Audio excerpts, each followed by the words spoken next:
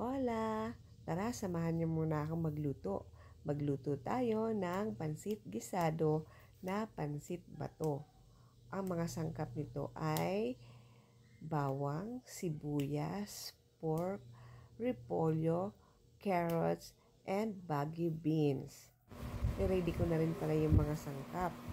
At yung baboy nga pala, pinakuluan ko na yan hanggang sa ito ay matuyo at lumabas ang sarili niyang mantika. Kasi yung sarili niyang mantika, yan ang gagamitin natin panggisa. Ayan. Set aside muna.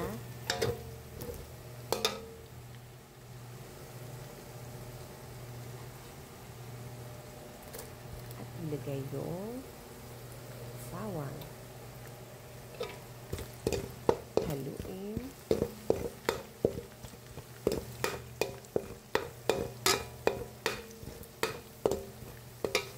At isunod yung sibuyas.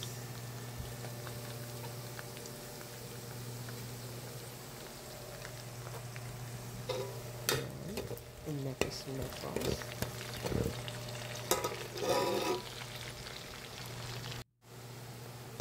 At sinasamahin na. Haluin na. Makikita naman na golden brown na yan. Ilagay ang carrots. Haluin.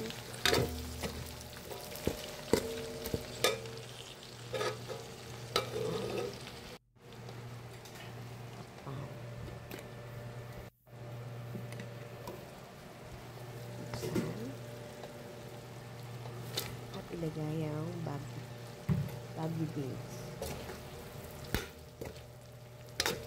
Inekas ko na po. Ayoko ng masyadong luto-luto gulay. Gusto ko yung crunchy. Kaya, bagya lang yan. Kainitan. And then,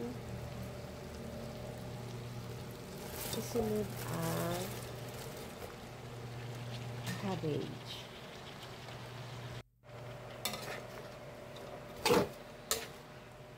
Haluin. Mekas na yan.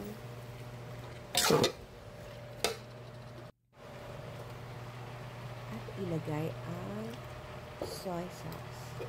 Maglagay ng soy sauce ayon sa inyong panlasa. Tansyahin kasi baka umalat.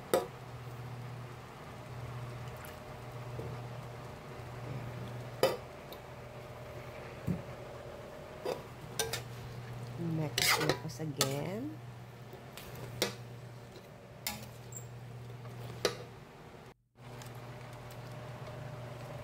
Isunod ang oyster sauce.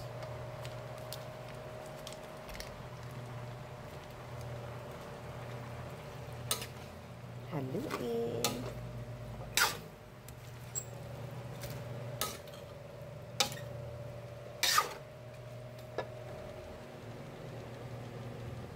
Lagyan ng paminta. Konti lang kasi yung noodles maanghang na pala yun. At saka lagyan ng konting nor seasoning ayon sa inyong panlasa.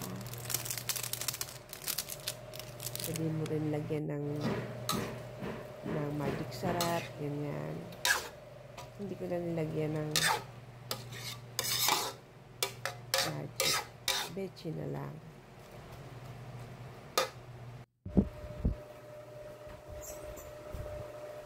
At na-ready ko na nga yung isang malinis na lagyan para sa ginisang gulay.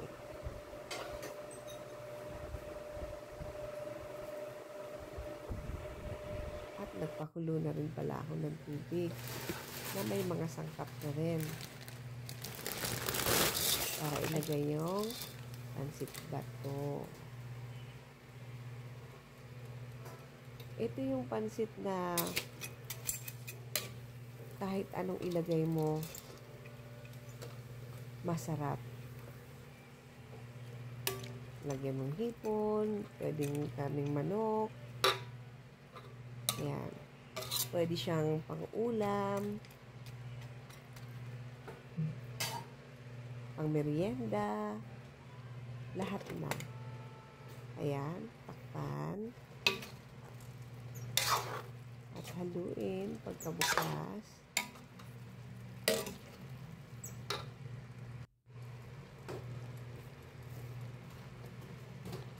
Isunod na yung ginisang gulay.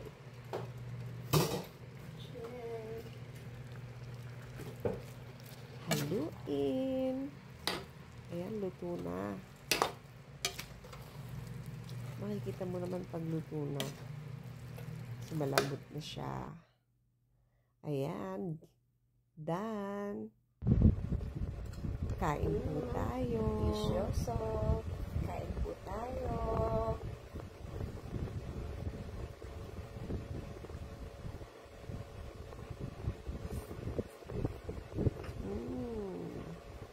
Delicious. Yum, yum, yum.